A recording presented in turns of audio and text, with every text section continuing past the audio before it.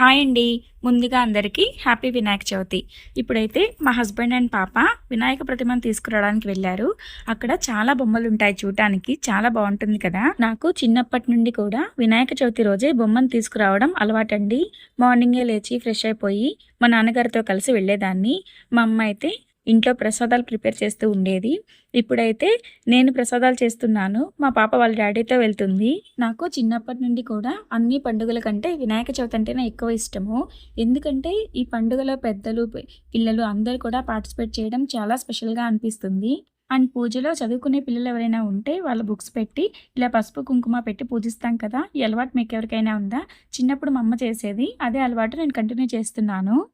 ఇంకా ప్రసాదాల విషయానికొస్తే నేనైతే కమ్మటి చింతపండు పులిహోర, పొంగలి, కుడుములు, మోదకాలు, గుగ్గిళ్ళు చేశాను. ప్రసాదం అయితే చాలా బాగా కుదిరింది. టేస్ట్ అయితే చాలా బాగుంది.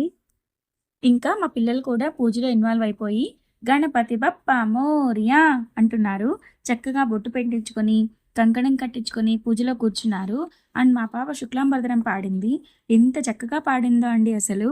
వీడియో పెట్టాను, ఎవరైనా చూడకపోతే ఒకసారి చెక్ చేయండి.